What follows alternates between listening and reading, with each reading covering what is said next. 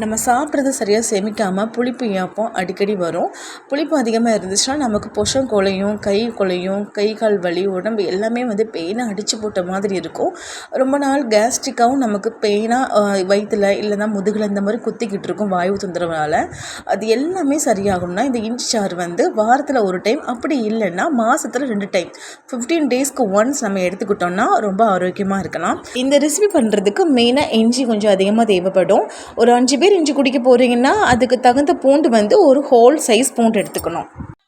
இந்த இஞ்சி சாறு பச்சையாக குடிக்கிறதுனால பூண்டு அதிகமாக சேர்த்துக்கிட்டாலும் நெஞ்சு வயிறுலாம் எரியும்.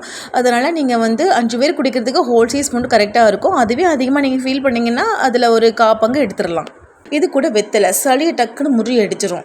அதனால் இதையெல்லாம் சேர்த்து தண்ணி ஊற்றி நல்லா ஃபைனாக அரைச்சி நல்லா ஃபில்டர் பண்ணிக்கோங்க. ஃபில்டர் பண்ணிவிட்டு இந்த அளவுக்கு சக்கையாகிற அளவுக்கு ஃபில்டர் பண்ணிக்கணும். ஃபில்டர் பண்ணினதுமே நம்ம குடிச்சிடக்கூடாது. ஏன்னா இதில் ஒரு சின்ன நஞ்சு ஃபார்ம் ஆகும். அதை அப்படியே நீங்கள் 10-15 நிமிஷம் அப்படியே விட்டுருங்க ரெஸ்ட்டில். ஆஃப்டர் 15 மினிட்ஸ் இஞ்சி சாறு நான் ஒரு டம்ளரில் ஊற்றி கொடுக்கும்போது கீழே பாருங்கள், அந்த பாத்திரத்தில் கீழே இந்த மாதிரி உறைஞ்சிருக்கு பார்த்தீங்களா. இது நம்ம சாப்பிடக்கூடாது. இது ஒரு விதமான நஞ்சு. அதனால் இஞ்சி துவைச்சி குடிக்கும்போது இந்த மாதிரி ப்ரொசீஜரை ஃபாலோ பண்ணி நீங்கள் குடிங்க, சரிங்களா? இதுபோல் வீடியோ பார்க்குறது நம்ம சேனல் சப்ஸ்கிரைப் பண்ணிக்கோங்க.